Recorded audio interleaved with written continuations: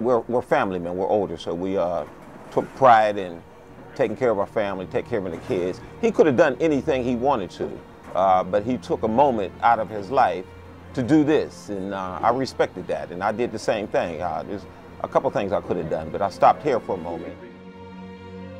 When I first met Warren, I looked at him, I'm like, whoa, this guy doesn't take any mess. Just such a big guy, but actually he was more of a gentle giant than anything. And I really appreciate it at the times when I get him to move the crowd. Everyone kind of moved away without him even saying a word, but in the end he would always say thank you and please, and just like a typical officer. And actually he was treated no different, but because of his stature, you kind of wanted to. He was a gentle guy. I mean, to be as big as he was, most people would seem to shy away from him. But once you got to know him, you know, he was just like a regular old teddy bear, you know. When I first met Warren, he was a big dude. Sort of looked like he was unapproachable.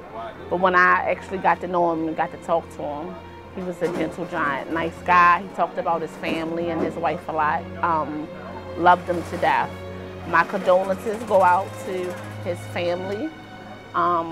May God be with y'all. Little things that Warren do, he always looked out for me. You know, when we would leave the gym, it would be late at night time, and there'll be, you know, a lot of people out that's probably been drinking and all out at the Taco Bell lot and all that. And Warren didn't know I saw him, but he would never leave that parking lot until he saw my car moving, so he knew I was okay. And you know, that's how he was. One of the nicest guys I ever met. Never got a chance to hang out with him outside of work. Maybe, you know, go out play pool, but I know I would have had a good time with him. He never really complained a lot.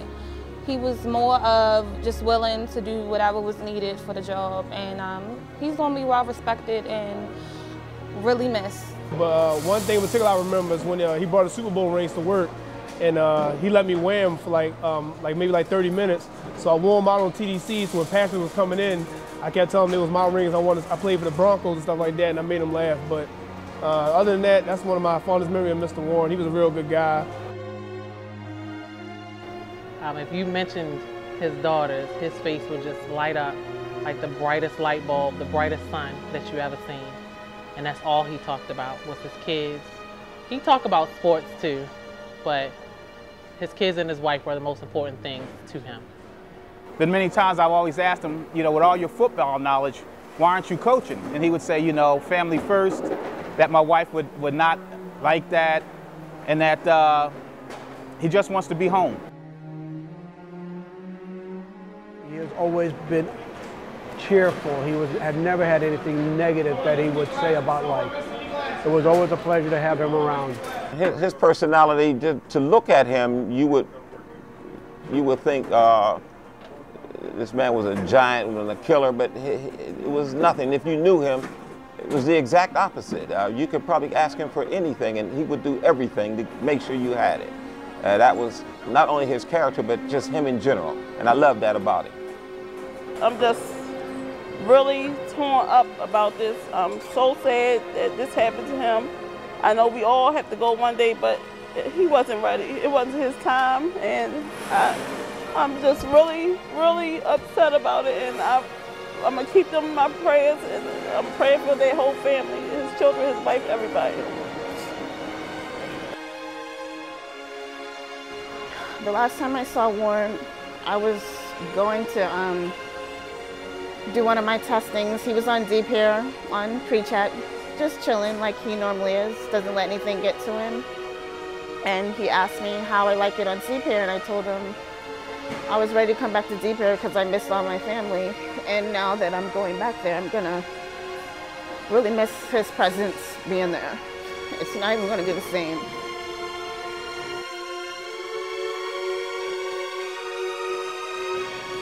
X-ray operator, present.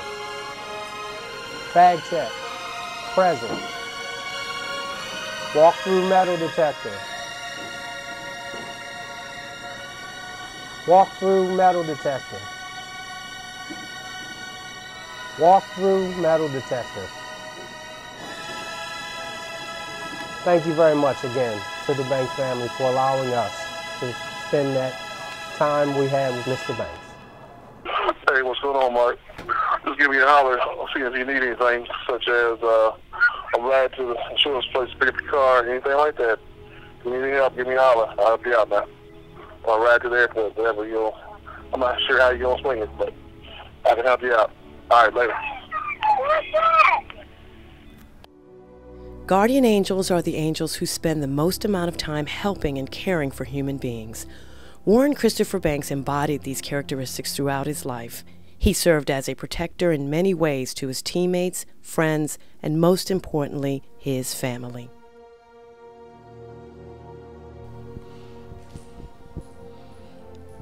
I look at my life overall that I've been very blessed. I was lucky enough to play football, professional football, college football, high school football. A lot of people can't say that. There's so many things that people want to do in this world that can't or they wish to do. And like I said, I've been blessed. But fortunately, you know, things come to an end, and I never had to go look back that, you know, I didn't get to do this, I didn't get to do that. I mean, I've traveled many places, I've done so many things, seen so many things, been so many places. I've been in Mexico City, I've been in Scotland, I've been to London, I've been to Barcelona, places I never thought I would ever see. And that's all a test of football.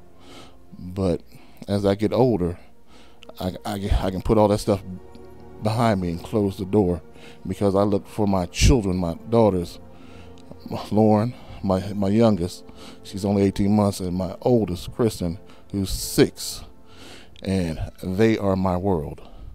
And I hope they get to experience everything I got to experience through whatever they do or whatever we can provide for them. Like, I think they should have the experiences going out of the country and just seeing different cultures. I mean, that was a culture shock to me. I even went to Australia. That was the hardest trip I ever been on.